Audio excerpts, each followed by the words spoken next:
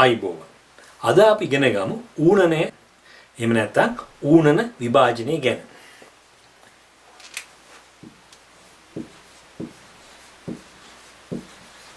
ඌනනට ඉංග්‍රීසියෙන් කියනවා මයොසිස් කියලා. අපේ දේහයේ තියෙන සෛල අපි ගත්තොත් සත්ත්ව දේහයක ඇති සෛල ප්‍රධාන වශයෙන් අපිට ආකාර දෙකකට වෙන් කරන්න පුළුවන්. ඒ සෛලවල තියෙන වර්ණදේහ සංඛ්‍යාව මත. ඒතර වර්ණදේහ සංඛ්‍යාව මත සත්ත්ව දේහයක ඇති සෛල වෙන් කරොත් අපිට මෙන්න මෙහෙම වෙන් කරන්න පුළුවන්. දාහ්‍ය සෛල වල තියෙනවා ද්විගුණ වර්ණදේහ.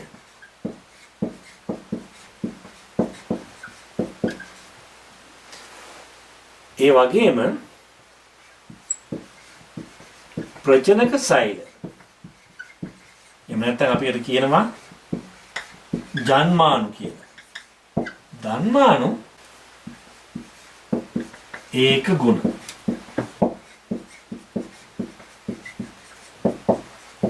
එතකොට වර්ණදේහ සංඛ්‍යාව මත ප්‍රධාන ආකාර දෙකකට සත්ව දේහයක තියෙන සෛල වෙන් කර ගන්න පුළුවන්. දාහ්‍ය සෛල කියලා කියන්නේ ඒ වගේ ද්විගුණ වර්ණදේහ සංඛ්‍යාවක් තියෙනවා. ප්‍රජනක සෛල එහෙම නැත්නම් ජන්මාණු වල ඒක ගුණ වර්ණදේහ සංඛ්‍යාවක් තියෙනවා. දැන් අපි තව දුරටත් මේක බැලුවොත්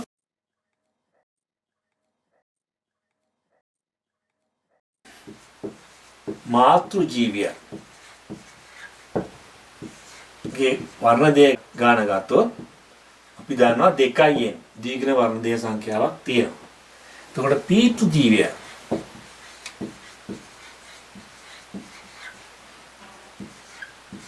අපි දන්නවා යාගේ 2න් වර්ණදේහ සංඛ්‍යාවක් තියෙනවා. යාගේ ජන්මාණු ජනනයේදී මොකද වෙන්නේ? මේ ද්විගුණ වර්ණදේහ සංඛ්‍යාව ඒක ගුණ වෙනවා. මෙහෙම. તો මෙයාගේ මේ ද්විගුණ සංඛ්‍යාව ඒක ගුණ වෙනවා. මේ අවස්ථාවට කියනවා ඒක ගුණ. ඒක ගුණ අවස්ථාව ඒ වගේ. එතකොට මෙතන හැදෙන ඩිම්බය මෙතන හැදෙන්නේ ඔයාලා දන්නවා ශුක්‍රාණුව. ඒතර මේ ඩිම්බයයි ශුක්‍රාණුව එකතු වෙනවා. ඒ ක්‍රියාවලියට අපි කියනවා සංසේචනය කියලා. එතෙන්දී හැදෙන යුක්තාණුව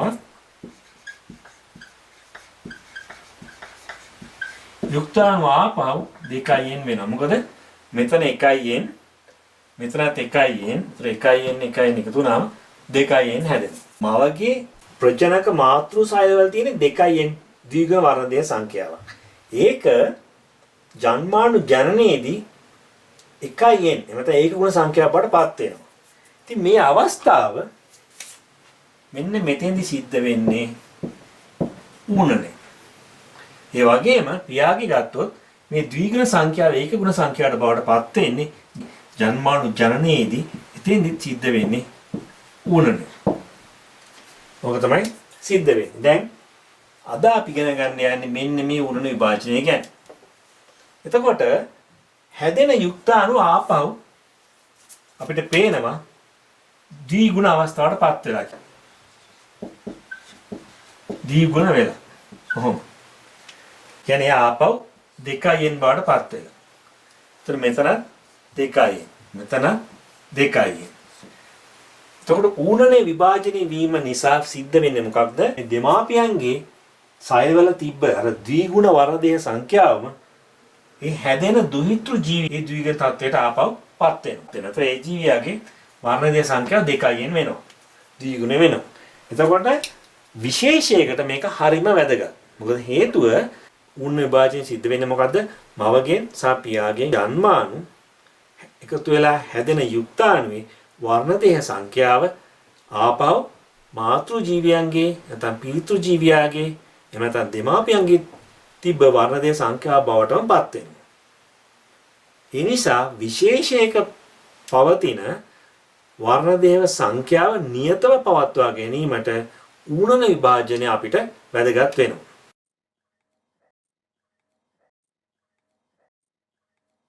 ජන්මානු ජනනයේදී ඌනන විභාජනයක් සිද්ධ වුණේ නැත්තම් මොකක්ද වෙන්නේ කියලා අපි බලමු. ඌනනය සිදු නොවුන විට මොකක්ද වෙන්නේ? එතකොට වෙන්නේ මෙයාගෙන් හැදෙන ජන්මානු ඒ හා සමාන 2න්ම තමයි. ඒතර මෙයාගෙත් හැද ජන්මානු ආපහු 2න්ම තමයි. ඒතර මේ ජන්මානු දෙක එකතු වෙනවා. මේ තමයි මෙයාගේ ජන්මානු. ඒ කියන්නේ ඩිම්බය. මේ තමයි මෙයාගේ ජන්මානු. ඒ කියන්නේ ශුක්‍රාණු. දැන් මොකද්ද වෙන්නේ? 4න් වෙනවා. මේ ඇවිල්ලා කවුද? දුහිතෘ ජීවියාද. බාඩපත් වෙන යුක්තාණු. දැන් මේක ප්‍රශ්නයක්. එහෙම නේද? ඊට පස්සේ මේ යුක්තාණුව කවදා හරි දවසක දුහිතෘ ජීවියේ බාඩපත් වෙනවා. එතකොට මම මෙතන කෙටියෙන් ලියන්නම්. දැන් ඒ ජීවියා කවදා හරි දවසක මේ ජීවියා මාතෘ සතෙක් වෙන දවස අපි හිතමු. යාගේ 4යි. ත්‍රයාට හම්බෙන සහකාරය. ත්‍රයාගේ 4යි. ඒ දෙක එකතු වුණාම ඊට පස්සේ එනවා 8යි. දැන් මෙහෙම වුණොත් මොකද්ද වෙන්නේ? දැන් මේ පස්සේ කාලෙක. කියන්නේ මේ දුහිතෘ ජීවියා මාතෘ ජීවිය බාටපත් වුණා.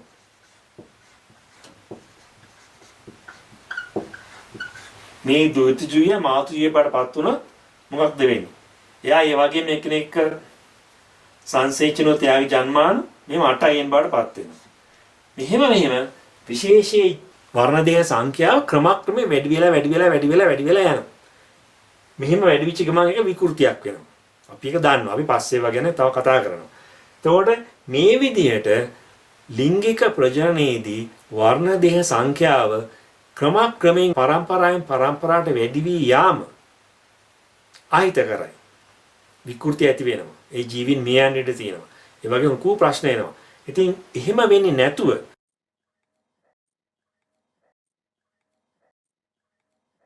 ජන්මානු ජනනයේදී ඌන විභාජනයේ සිදුවීම නිසා පරම්පරාවෙන් පරම්පරාවට ඒ විශේෂයේ වර්ණ දේහ සංඛ්‍යාවේ වෙනසක් සිදුවන්නේ නැහැ.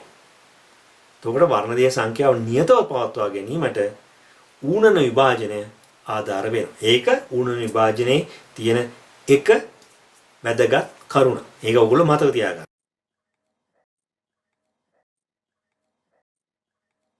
ඌනන විභාජනය සිද්ධ වෙන්නේ කොයි වගේ අවස්ථාවකද කියලා බැලුවොත් ඔකට පේනවා ඌනන විභාජනය සිද්ධ වෙන්නේ සුන්‍යෂ්ටිකයන් අතර පමණයි.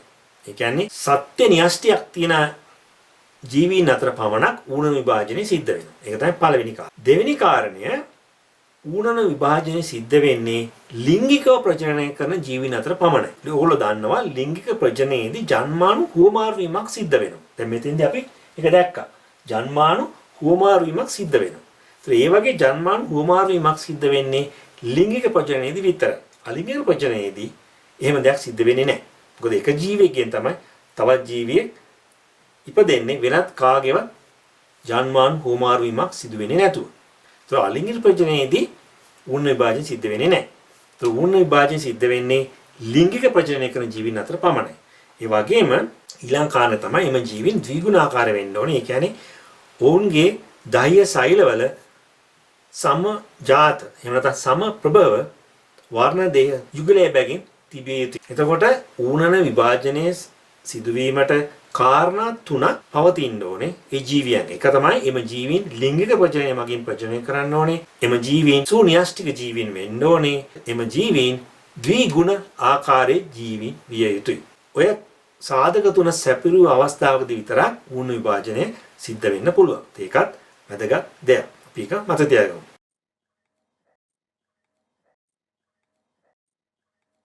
සම ජාත එහෙම නැත්නම් සම ප්‍රභව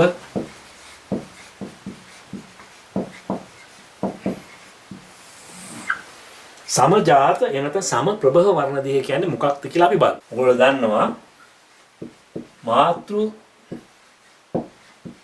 ජීවියා ඒ වගේම පීතෘ ජීවියා ඉන්නවා. දැන් අපි ගත්තොත් එහෙම අපේ වර්ණ දේහ තියෙනවා 46ක්. ඒ කියන්නේ යුගල් තියෙනවා 23ක්. මේ මිනිසාගේ වර්ණ දේ 46ක් තියෙනවා යුගල් තියෙනවා 23ක්. ඒතකොට මාතෘ ජීවියෙක් ගත්තොත් මේ මාතෘ ජීවියාගේ වර්ණ දේහ යුගල් තියෙනවා 23ක්. එතකොට පීතෘ ජීවියාගේ වර්ණ දේහ යුගල් 23ක් තියෙනවා යුගල් 23ක් තියෙනවා. දැන් අපි මේ 23 එකක් ගමු. අපි හිතමු 15 වෙනි එක.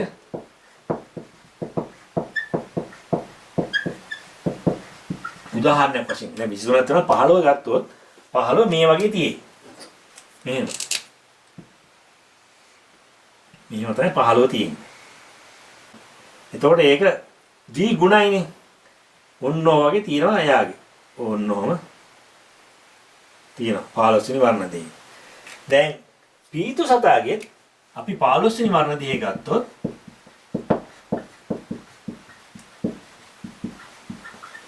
මේක ගත්තොත් පීතු සතාගේ මේ පීතු සතාගේ මේ විදිහටම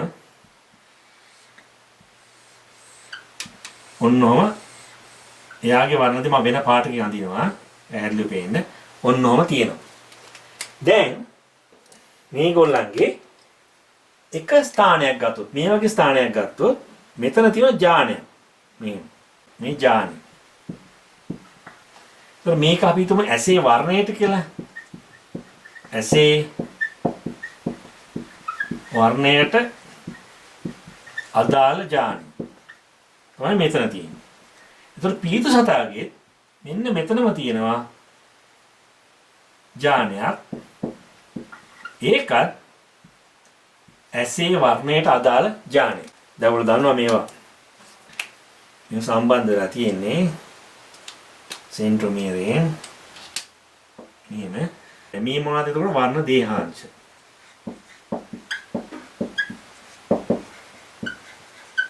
මෙතන තියෙන සෙන්ට්‍රොමියර මේ තියෙන්නේ.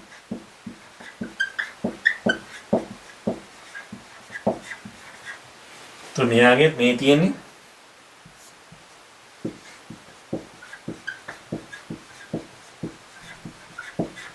සෙන්ට්‍රොමියරේ මේ තියෙන වර්ණ දේහාංශ.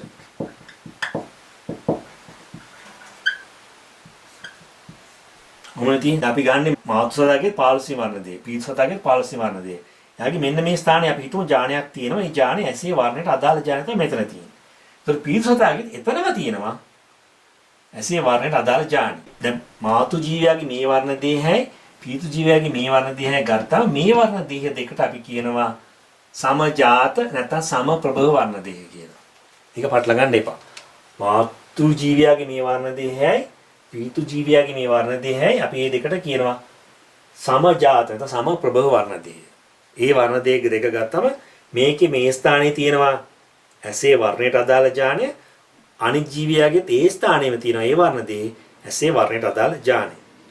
නමුත් මේ ඥාන වෙනස් වීමට පුළුවන්.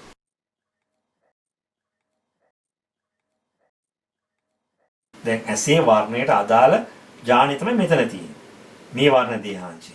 එතකොට ඊට සමප්‍රභව නැත්නම් සමජාත පීතෘ ජීවියාගේ වර්ණ දේහේ මේ ස්ථානයේ තියෙන්නේ ඇසේ වර්ණයට අදාළ ඥානය. නමුත් මේ ඥාන දෙක වෙනස් වෙන්න පුළුවන්. ඒ මොකද ඒ කියන්නේ? ඒ කියන්නේ මේ මාතෘ සතාගේ මේ ඥානයෙන් ඇසේ වර්ණයට අදාළ ඥානය වුණාට ඒ ඥානයෙන් හැදෙන්නේ ඇසේ වර්ණය දුඹුරු පාටයි කියලා අපි හිතමු. මෙයාගේ මේ ඥාණයෙන් ඉන්නේ අපි හිතමු දුඹුරු පාට ඇස්වල වර්ණ. මෙන්න මේක. ඒතර යා ඥාණේ ඇසේ වර්ණයට අදාළ තමයි. නමුත් පාට මොකද්ද? දුඹුරු පාට. දැන් පියාගේ මේ ඥාණේ ඇසේ වර්ණයට අදාළ ඥාණය තමයි. නමුත් ඒකෙන් එන පැහැය අපි හිතමු කළු පාට කියලා. එහෙමනම් අපි මේ ඥාන වලට කියනවා ඇලීල කියලා. මේ ඇසේ වර්ණයට අදාළ ඥාණය එකිනෙකින් වෙනස් වෙන්න පුළුවන්. ඒ වෙනස් වෙච්ච අවස්ථාවේදී අපි ඒවට කියනවා ඇලීල. දැන් මම මේක ඔයගොල්ලන්ට තව වැඩිපුර පැහැදිලි කරන්නම් නිදර්ශක එක්ක.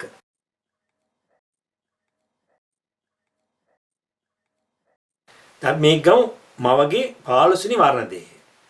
දැන් මේ වර්ණ දෙහි මෙතන එකතු වෙලා තියෙනවා. ඒ තමයි එතන තියෙනයි සෙන්ට්‍රෝමියර්. ඊට වර්ණ දෙහ අපි දන්නවා වර්ණ දේහාංශ දෙකකට වෙන් වෙනවා කියලා මේ වගේ. වර්ණ දේහාංශ දෙකක්. මේ තමයි මවගේ 15 වෙනි වර්ණ දෙහි. දැන් ඊට අදාළ පියාගේ සමජාත වර්ණ දෙහි නැත්නම් සමප්‍රභ වර්ණ දෙහි ගත්තොත් මේ තමයි පියාගේ එහා සමාන වර්ණ දෙහි. ඒතර ඒකේ වර්ණ දේහාංශ දෙකක් තියෙනවා. මෙතනින් සෙන්ට්‍රෝමියරින් සම්බන්ධ වෙලා තියෙනවා මෙන්න මේ වගේ. දැන් මේ වගේ වර්ණ දේහය යුගලක් අපි මෙහෙම ගත්තොත් දැන් වර්ණ දේහාංශ ගැන හිතන්න එපා. මේකට අපි කියනවා සමජාත නැත්නම් සමප්‍රභව වර්ණ දේහය.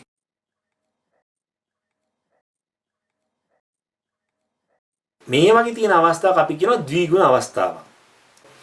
මේ පියා ත්‍රයත් ද්විගුණයි. දැන් ජන්මානු ජනනයෙන් සිද්ධ වෙන්නේ මොකක්ද? මෙයාගෙන් වර්ණ දේහාංශ වෙන් වෙලා මෙන්න මේ ඒක ගුණ අවස්ථාවට මවගේ ඩිම්බයපත් වෙනවා. මේ අපි කතා කරන්නේ එක වර්ණ දෙයක් ගැන විතරයි. ඒතර පියාගේ අර ද්විගුණ අවස්ථාවේ ඒක ගුණ අවස්ථාවට උණු විභාජනයටපත් වෙනවා. එතකොට මෙන්න මේ වගේ. ඉතින් මේ ඩිම්බය එතන මේ ශුක්‍රාණු. එතකොට මොකද මේ දෙක එකතු වුණාම සංසේචනයෙන් ආපහු අර ද්විගුණ තත්ත්වය ඇති වෙනවා. ඊටු ජීවියාගේ හැදෙන 15 වෙනි වර්ණ දෙහය තමයි මේ. අපි ඊතුරු වර්ණ දෙහය ගැන කතා කරේ නෑ මෙතන. උදාහරණයක් වශයෙන් මම 15 විතරක් සැලකුවා.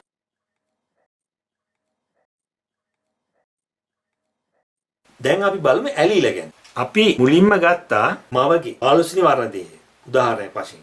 දැන් මම මේකෙදි ඇසේ වර්ණයට අදාළ ඥානෙ පෙන්නලා නැහැ.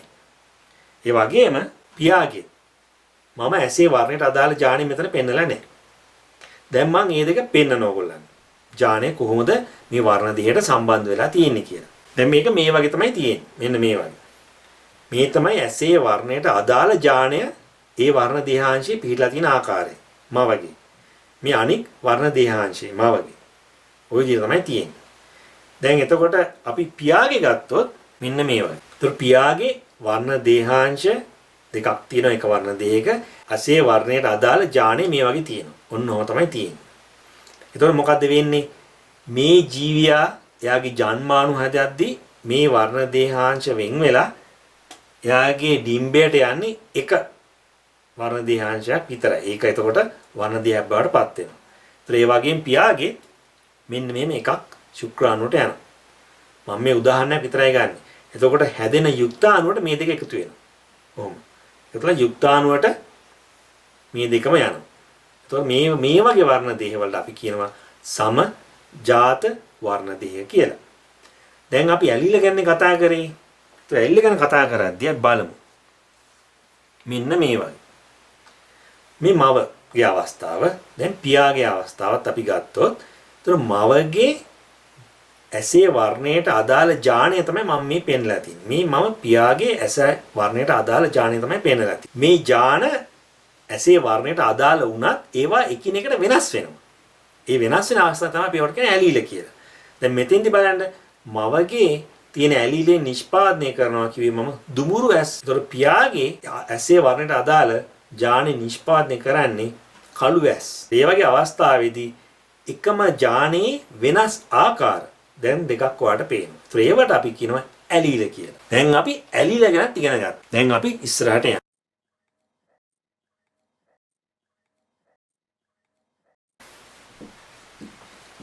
ඌනනය සහ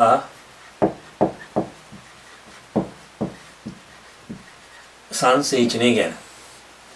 දැන් මේක ඉගෙන ගන්න මට පොඩ්ඩක් අර චක්‍රයක් වගේ එකක් අපිට අඳින්න වෙනවා. අපි ඒක ඇඳගමු. මෙතන තියෙනවා අපි හිතමු ත්‍රිගුණ අවස්ථාව. අපි දැන් මිනිහා ගමුකෝ 46යි. ඒ කියන්නේ යුගල 23යි. ඒතර මෙයාගේ ජන්මාණු ජනනයේදී මොකක්ද වෙන්නේ? දන්නව ඌරණේ සිද්ධ වෙනවා කියලා. කියන්නේ 2යි n. කියන්නේ 23ව දෙකක් තියෙනවා. n කියන්නේ 23 නම් බලන්න මෙහිමයි. 2 වැඩි කිරීම n කියන්නේ 23. 23 කියන්නේ 46යි. එහෙනම් තමයි හැදෙන්නේ. මෙතෙන්දී n කියන්නේ 23යි. ඒ මිනිහට වෙන සතෙක්ට 5ක් වුණොත් වර්ණයේ සමස්ත වර්ණයේ සංඛ්‍යාව 10ක් වෙනවා. ඒ වගේ. ඒතකොට මෙයාගේ ජන්මාණු ජනනයේ ඌරණේ සිද්ධ වුණු නිසා එයාට හැදෙන්නේ ඒක ගුණ. 1යි n අවස්ථාව විතරයි. ඒ කියන්නේ 1 වැඩි කිරීම 23. කියන්නේ එයාට තියෙන වර්ණ දෙය 23ක් විතරයි. මේ ඌරණේ සිද්ධ වෙන අවස්ථාව මේ තියෙන්නේ ගෑනු සතා කියලා. ඒතර වෙනත් පිරිමි සතෙක්ගේ එයාගේ ජන්මාණු ජනනයේ ඌරණේ සිද්ධ වෙලා 1යි n අවස්ථාවටපත් වෙනවා. ඒතර එයාගේ තියෙන වර්ණ දෙය 23. මේ පිරිමි සතෙක්. ඒතර මේ දෙන්න මෙහෙම එකතු වෙනවා. එකතු වීම අපි කියන්නේ සංසේචනය කියලා. සංසේචනයෙන් අපිට හැදෙනවා යුක්තාණුවක්. එතෙන්දි වෙන්නේ මොකද්ද? මේ 23ක් තියෙනවා. මෙතනත් 23ක් තියෙනවා. මේ දෙක එකතු වෙනවා. එතකොට වෙන්නේ මොකද්ද? මෙතන එනවා 23 ඒවා දෙක. ආපහු. මේ 23යි 23 එකතු වෙනවා සංසේචනය. එතකොට ආපහු අපිට ඒ කියන්නේ 2යි n කියන්නේ 23යි. ආපහු අපිට 46ක් බවට මේ සංඛ්‍යාවපත් වෙනවා. ඊට පස්සේ මේ යුක්තාණුව දිගින් දිගටම අණුණේ සිද්ධ වෙනවා. ඉතලා සෛල බෙදිලා ඊපස්සේ කලලය හැදෙනවා. කලලය අණුණණයට භාජනය වෙලා මේ මාතෘ ජීවියක් හැදෙනවා. මේ මාතෘ ජීවිය. ඔක තමයි වෙන්නේ. එතකොට ඌණණය හා සංසේචනය එකට බැඳිච්ච ක්‍රියා දෙකක්. මේ සංසේචනය මේ ඌණණය. ඌණණය සහ සංසේචනය පරිණාමයේදී ඉතාමත්ම වැදගත් කාර්යභාරයක් ඉටු කරනවා. මොකද හේතුව නව ප්‍රවේණී දර්ශන රැගත් ජීවීන් බිහි කරනවා මේ ඌණණය සහ සංසේචනය නිසා. අපි මේක ඉතාමත්ම විස්තරාත්මකව ඉස්සරහට කරනවා. මාතෘ ජීවියන්ට තथा පීතෘ ජීවියන්ට වඩා වෙනස් ආකාරයේ ප්‍රවේණික සංයුතියක් තියෙන දුහිතෘ ජීවීන් හැදීමේ අවස්ථාවක් මේ ඌණණය සහ සංසේචනය මගින් උදා කරනවා. તો ඌණණයද ඔයගොල්ලෝ දන්නවා අවතරණය කියන ක්‍රියාවක් සිද්ධ වෙනවා සම ප්‍රභව එතන සමජාත වර්ණ දෙය අතර. ඒක එක හේතුවක්. දැන් අපි කතා කරන්න යන්නේ ඌණණය සහ සංසේචනයේ ඇති වැදගත්කම. මම මේක කෙටියෙන් දැන් පෙන්නලා දෙන්නම්. මාතෘ ජීවියාගේ අපි හිතුව 15 වෙනි වර්ණ දෙහි යුගලයේ කියලා ඔය වගේ මේ මාතෘ ජීවියාගේ. එතකොට අපිට දාන්නවා පීතෘ ජීවියාගේ ඔන්නෝම 15 වෙනි එක ඔය වගේ තියෙනවා. මෙතන අපි දන්නවා මොකක්ද තියෙන්නේ සෙන්ට්‍රොමීරය. මේකෙත් මෙතන තියෙන සෙන්ට්‍රොමීරය. ඒකට මෙතන තියෙන්නේ මේ පීතෘ ජීවය. ඒකට මේ දෙකට අපි කියනවා සම ජාත. එහෙම නැත්නම් සම ප්‍රභව වර්ණ දේහ යුගලය. දැන් මේක මාතෘ මේක පීතෘ. දැන් මෙන්න මේ වර්ණ දෙහි මේ වර්ණ දෙහාංශ යුගලක් පේනවනේ. මේකෙත් පේනවා. ඒතර මේ වර්ණ දෙහාංශ යුගලයට අපි කියනවා සහෝදර වර්ණ දෙහාංශ යුගලය කියලා. මෙන්න මේක. මෙතනත් මේ දෙකට අපි කියනවා සහෝදර වර්ණ දෙහාංශ යුගලය. දැන් ඌණණයේ මෙන්න මේක අවතරණය. අපි මේ ගැන වැඩියෙන් කතා කරමු. දැන් ඉඳ බය වෙන්න එපා. මම මේ කියලා දෙන්නේ මේ දෙකේ තියෙන වැදගත්කම. අවතරණය සිද්ධ වෙන්නේ මෙන්න මෙහෙමයි. දැන් මේ ජීවියාගෙන් ආපු මෙන්න මේ වර්ණ දේහය. දේහේ මෙන්න මේ වර්ණ දේහාංශයත් යාගෙන් ආපු වර්ණ දේහේ මෙන්න ඊට අදාළ වර්ණ දේහාංශයත් අතර තමයි සිද්ධ වෙන්නේ අවතරණය. එහෙම නැතුව මෙයාගේ එකයි මේකමයි. මේ දෙක අතර එවත මේ දෙක අතර එහෙම අවතරණයක් සිද්ධ වෙන්නේ නැහැ.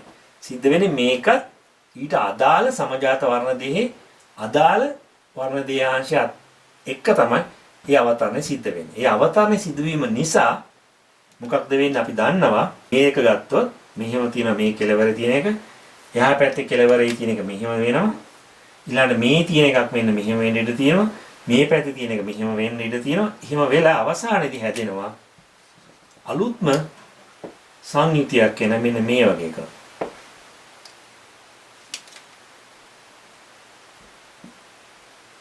මෙහෙම එක.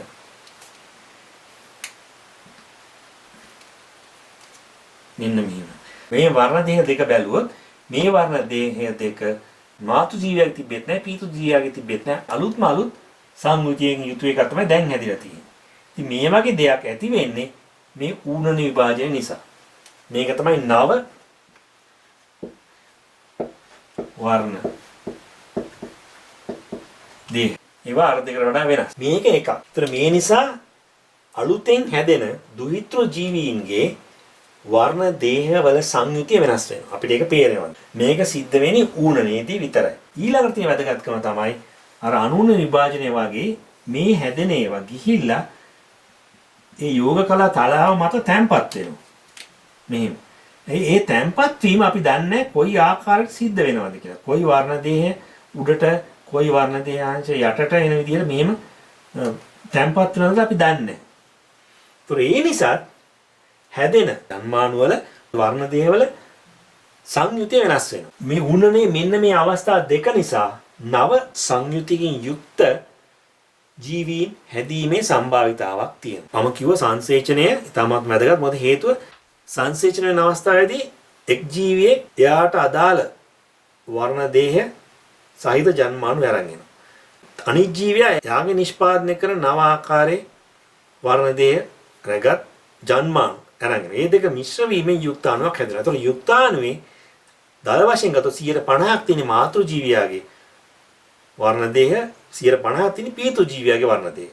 100%ක් මාතෘ ජීවියාගේවත් 100%ක් පීතු ජීවියාගේත් වර්ණ දේහ නෙමෙයි එතන තියෙන අලුත්ම වර්ණ දේහ සංයුතය. ඒතකොට ඒ ජීවියා මාතෘ ජීවියාට 50%කින් සමාන වෙන්න ඉඩ තියෙනවා. ඒ වගේම පීතු ජීවියාට 50%කින් සමාන වෙන්න ඉඩ තියෙනවා. ඒ කියන්නේ 50%ක් මාතෘ ජීවියාට වඩා වෙනස්, 50%ක් පීතු ජීවියාට වඩා වෙනස් වෙනවා. ඒ කියන්නේ අලුත්ම වර්ණ දේහ සංයුතයෙන් යුත් දුහිතෘ ජීවියෙක් තමයි එන්නේ. සංසේචනයත් ඒ කියන්නේ ඊටමත් වැදගත්. ඌනනයේදී සහ සංසේචනයේදී වෙන මේ ක්‍රියාවලියන් පරිණාමයේදී නව ප්‍රවේණි දර්ශ රැගත් ජීවීන් විහිවීමට උදව් වෙනවා. ඒ හින්දා ඌනනයත් එහා සමානම සංසේචනයත් වැදගත් වෙනවා. තව දුරටත් ඌන විභාජන ඉගෙන ගමු.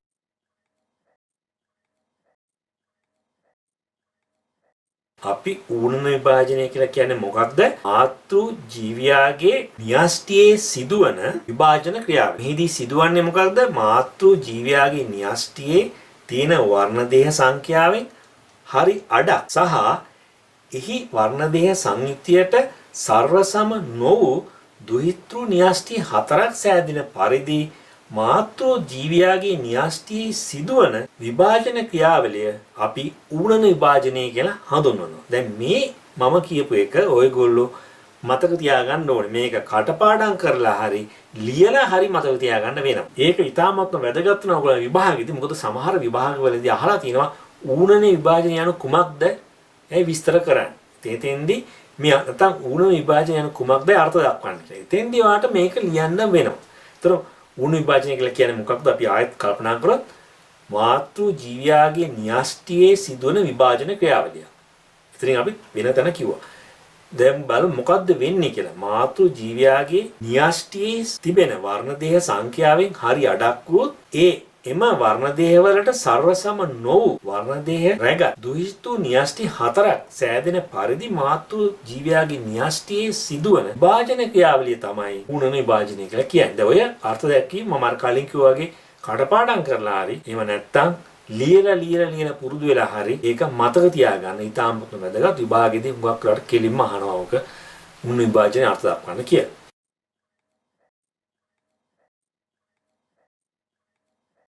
දැන් උණු විභාජනය ගත්තොත් ඒක ප්‍රධාන අදියර දෙකකින් යුක්තයි.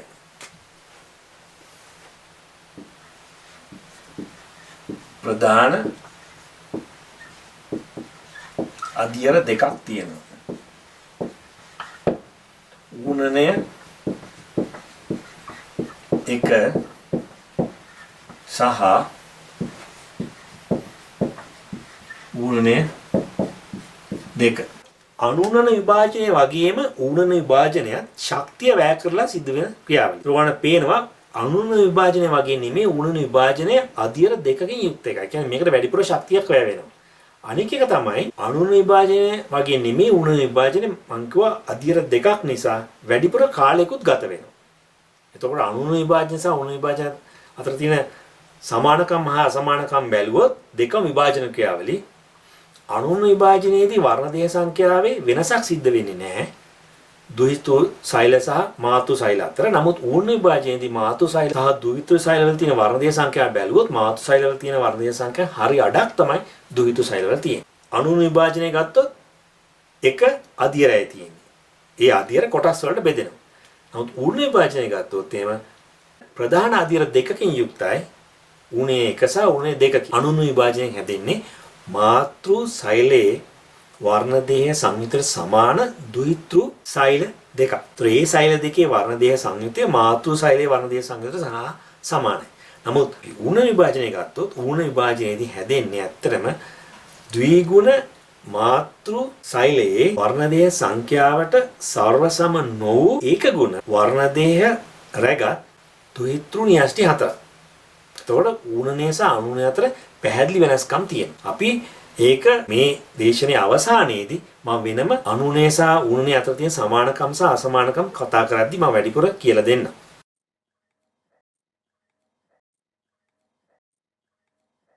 වැඩිදුර කතා කරොත් ඌණ විභාජනය අපිට ප්‍රධාන කොටස් දෙකකට වෙන් කරන්න පුළුවන්. ඌණනේ 1, ඌණනේ 2. ඒ කියන්නේ ඌණ විභාජනය අදියර දෙකකින් යුක්තයි. දැන් ඌණනේ 1 දී සිද්ධ වෙන්නේ මොකක්ද? මාතෘ ජීවියාගේ න්‍යෂ්ටියේ තියෙන වර්ණ දේහ සංඛ්‍යාව අපි දන්නවා ද්විගුණයි කියලා. ඒක ගුණ තත්වයටපත් වෙන. එතකොට හැදෙන දුහිතෘ න්‍යෂ්ටි දෙකේ තියෙන්නේ ඒක ගුණ වර්ණ දේහ සංඛ්‍යාව බැගින්. එතකොට ඒ දුහිතෘ න්‍යෂ්ටි දෙක පසු කලෙක අර මාතෘ ජීවියාගේ සෛල ප්ලාස්මය විභේදනය වීම නිසා දුහිතෘ සෛල දෙකක් බවට පත් වෙනවා. අපි ඒක විස්තර කරොත් මෙන්න මේ වගේ. මේ මාතෘ ජීවියා නෝම ඉන්නේ. ඒතර එයාගේ න්‍යෂ්ටි මේව තියෙනවා. ඒතර මේකේ තියෙන වර්ණ දේහ සංඛ්‍යාව 2යි n. අපි මේ කතා කරන්නේ ඌණනය. ඒකේ ඌණනය 1 කියන අවස්ථාව. මේ තියෙන්නේ මාතෘ ජීවියාගේ සෛල. තොර 2යි. ඒතර මෙතෙන්දි සිද්ධ වෙන්නේ මොකද්ද? මේ සෛලය ඌණනෙන් භාජනය වුණාන් පස්සේ හැදෙනවා 1n අවස්ථාව තියෙන ද්විත්ව න්‍යෂ්ටි දෙකක්. ඊට පස්සේ මේ සෛල ප්ලාස්මය විභාජනයට ලක් වෙලා මේ දුහිතෘ සෛල දෙකක් බවට පත් වෙනවා මේ වගේ. දුහිතෘ සෛල යුගලය. දැන් මේවා ඒක ගුණයි. මේක ද්විගුණයි. ඕක තමයි ඌණනේ පළවෙනි අවස්ථාවේ සිද්ධ වෙන්නේ. ඊට පස්සේ මේ සෛල දෙක ඌණනය දෙකට ඇතුළත් වෙනවා.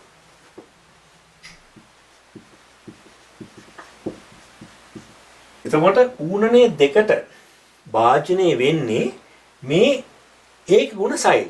ඒක මත තියාගන්න ඕනේ. ඌණනය දෙවෙනි අවස්ථාවට යන්නේ මේ දුහිතෘ සෛල දෙක. නමුත් ඒවා එතකොට ඒක ගුණ අවස්ථාවෙන් තමයි යන්නේ.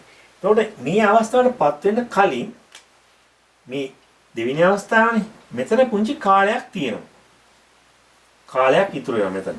ඒ කාලයට අපි කියනවා ඉන්ටර්කයිනෙසිස් කියලා. මෙතෙන්දී මේ කාලය තුලදී DNA ද්විකරණය වීමක් සිද්ධ වෙන්නේ නැහැ. DNA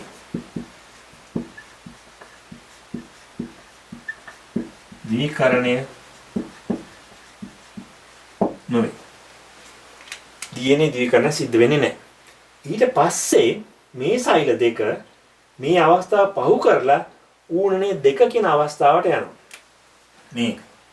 මේ සෛල ඊට පස්සේ ඌණනේ දෙක කියන අවස්ථාවට යනවා. මේ සෛල ඌණනේ දෙක කියන අවස්ථාවට යනවා. ඌණනේ දෙක කියන අවස්ථාවේදී ඇත්තටම මේක අනුණනේ හා සමානයි. එතෙන්දී මේ සෛලයෙන් නැවත තවත් ඒක ගුණ සෛල දෙකක් හැදෙනවා මේ වගේ. ඒතර මේ සෛලේනොත් තවත් සෛල දෙකක් හැදෙනවා මේ වගේ. දැන් එතකොට පටන් ගත්තේ මාතු ජීවයක් එක සෛලයකින් අවසාන උණනේ අවසාන උනන් පස්සේ කියන්නේ මේ උණේ එක සහ උණේ දෙකෙන් පස්සේ හැදෙනවා එකිනෙකට ප්‍රවේණික සංයුතියෙන් වෙනස්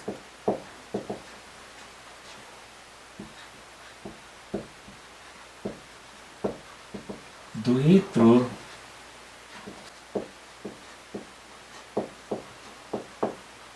සෑදී.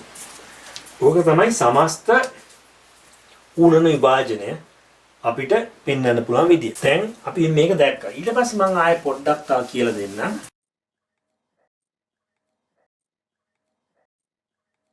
දැන් අණුන විභාජන අපි ඉගෙන ගද්දී අපි ඉගෙන ගත්ත ආන්තර කලාව, ප්‍රාක් කලාව, පෙර යෝග කලාව, යෝග කලාව, වියෝග කලාව සහ අන්තක් කලාව.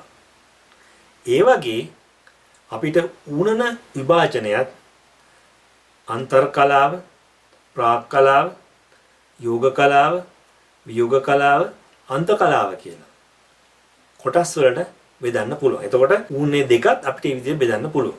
අධ්‍යයනයේ පහසුව සඳහා අපිට මේ විදිහට ඌණ විභාජනයත් අර අණුණ විභාජනය අපි වෙන් කරා වගේ විවිධාකාර කලාවලට බෙදන්න පුළුවන්. අපි දැන් ඊළඟට ඒ සම්පූර්ණ ක්‍රියාවලිය ඉගෙන ගමු.